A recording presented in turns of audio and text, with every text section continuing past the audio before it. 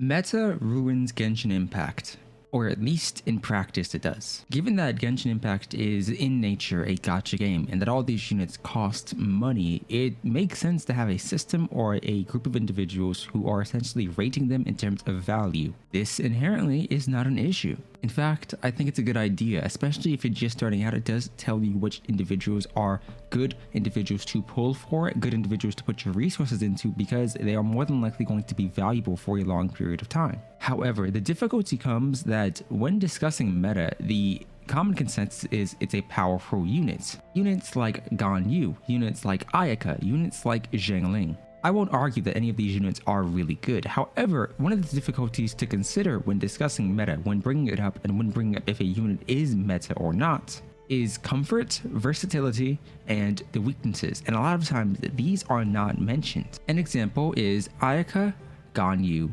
Eula, and Resin. Three of these are very good meta characters, that being Ayaka, Ganyu, and Resin, and one of these, Eula, isn't necessarily considered extremely good or extremely valuable for you to pull for. But I wanted to discuss each of these units and how exactly the concept of them being some of the most valuable units you can pull for can be misconstrued. I have both Ganyu and Ayaka and have spent a vast majority of time playing with both of them, and I do believe that I'm an individual who can at least discuss some of the weaknesses that aren't inherently brought up a lot of times when talking about these units. First and foremost, if you're discussing two units who, in my opinion, are vaguely similar, you have Ayaka and you have Eula. Both of them are cryo, sure, and one is mainly a physical damage dealer, but the other one is a cryo DPS. However, one thing to consider is when talking about if a unit is good or not and if they're valuable for you to pull for, something else I think that's important to talk about is resin efficiency.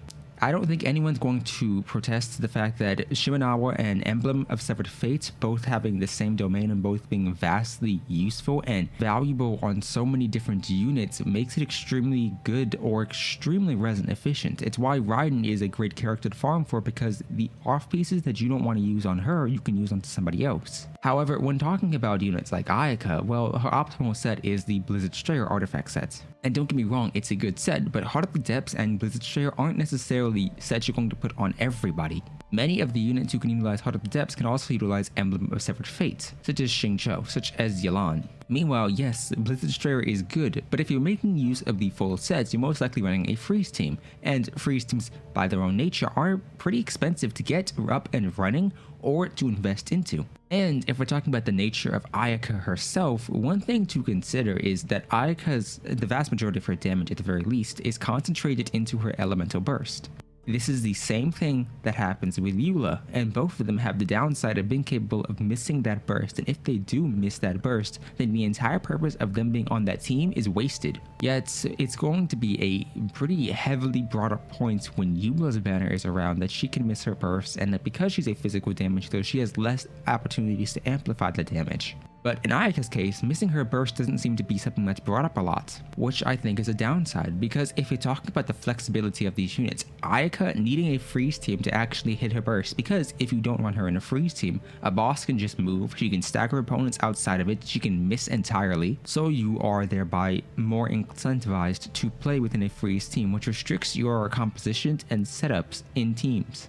Your ideal unit for Ayaka freeze would be a Kokomi, it would be a Xingqiu if you really want to push it, a Barbara, a Mona, units that can consistently apply Hydro, even an Ayato. And with that being said, if Eula missing her burst is a downside, Ayaka being able to miss her burst should also be considered a downside, which should rate her lower than other units, but instead her damage is what makes her powerful, it what makes her meta. Yet she is not extremely resin efficient to invest into, nor are her teams varied enough to an extent to where a lot of the units used in Ayaka's teams you may want to use in other compositions. Moving over to Ganyu, the resident cryo archer, who is heralded as one of the strongest damage dealers in Genshin Impact, she falls into a similar issue. She has free-to-play options for weapons similar to Ayaka. She has Amos as a standard banner 5-star, which is great because you have an opportunity to get that at random. She has Prototype Crescent, Hamayumi. She has other weapons that you can utilize onto her, and I think that's a good idea. However, she falls into the same pitfalls as Ayaka with the freeze team if you want to build her for freeze, because her most popular team is Morgana, which pertains Ganyu, a 5-star, Venti, a 5-star, and Mona, a 5-star. If you're running Melt Ganyu, then you need to consider the fact that the team is pretty restrictive. It's either Bennett and Jean for Sunfire, Bennett and Zhang Ling for just standardized Melt, Bennett and Kazuha if you want to run Kazuha Melt. Or if you're not running any of those compositions and just want to focus on building her, she's not very resin efficient.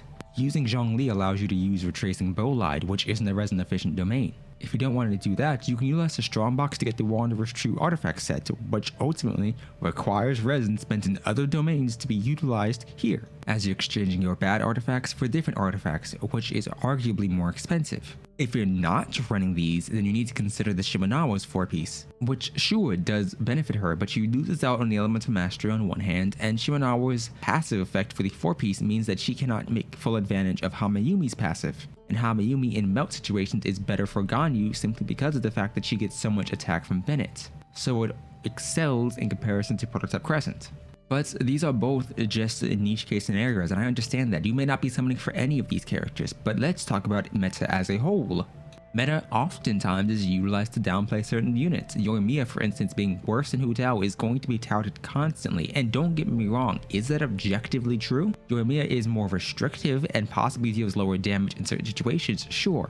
Is Yoimiya the worst character in Genshin Impact? Not by a long shot, but at the same time, if you're listening to just strictly meta users, they're going to advise you never to pull for Yoimiya because Hu Tao exists, or Zhangling exists, and it is because of this that a lot of individuals end up skipping units they may like. Is Xiao meta? No. But is he fun for me personally? Yes. Another unit is Zhongli. Zhongli, in terms of meta, is considered, I believe, a 3 out of 5. But if you're an individual who actively can make use of him, i.e. Yoimiya or a Ganyu, or any individual who doesn't like being interrupted, or most teams, or pretty much any team, Zhongli is an extremely valuable unit because he shreds Geon resistances, which is almost impossible to do for any other team and any other character because there's no viridescent shred for Animo or Geo. He provides petrification, which is something nobody else does, and his shield allows you to do a lot more. Even if you're talking about corrosion, you get damaged through the corrosion, but you don't take damage from the attacks directly. Zhongli is as versatile as Kazuha because you can slot him onto any team and he is a benefit to it, whether that be by shredding resistances or just providing you with the shield itself. I utilize his petrification to set up certain teams. So in that instance, meta individuals who oftentimes discuss whether a unit is good or not don't necessarily consider comfort and ease of play. Is International going to be really good, or is Raiden National going to be great? Yes, but will you enjoy that team? Will you enjoy that playstyle? Is it easy for you to play? Perhaps not. Rotation difficulty is something to consider. Skill level is something difficult to consider. And if you cannot, and if you are not taking those into consideration, I don't think it's fair to ever make a recommendation on what somebody should pull for, because yes, these characters cost money. Yes, they are expensive, and if you're free to play, you already know that. But I think no matter what, the enjoyment of a game is far more important than are you having the strongest account. And if you're chasing after that, sure, by all means, go for the strongest units. But I just cannot abide by the concept of individuals pushing the concept of is something meta or is something not down other people's throats. Comfort matters, ease of use matters. But in terms of 5 stars, there isn't a 5-star I think that is an absolute must pull. Yelan is strong. Is she stronger than Xingqiu? Yes. But does she lose out on a lot of the things he does? Yes. She has no interruption resistance or passive healing. But the Genshin Impact community seems hell-bent almost on doing one of two things. Either saying a character is god-awful and unusable, or saying they're amazing and the best character or one of the best characters to pull for. There is no in-between. Kokomi was heralded as bad before, and now she's heralded as one of the best characters. It went a complete 180, and I don't think that's deserved. I'm not saying she's a bad unit. I'm saying she's good, but I don't think she is as good as a lot of individuals make her out to be because of the nature of her healing. I think that there needs to be a middle ground that isn't really discussed, in that a unit is good, but not perfect. A unit is good, but do you need them? No. A unit is decent, pull if you want, but pull if you want isn't necessarily mentioned a lot, and if it is, it's mentioned rarely. But that's just my opinion. I understand yours can differ. I understand you may pull and play for different reasons, and that's perfectly fine. If you enjoy, leave a like on the video down below, consider subscribing. My name's been Shikai, and I hope to see you next time. Goodbye.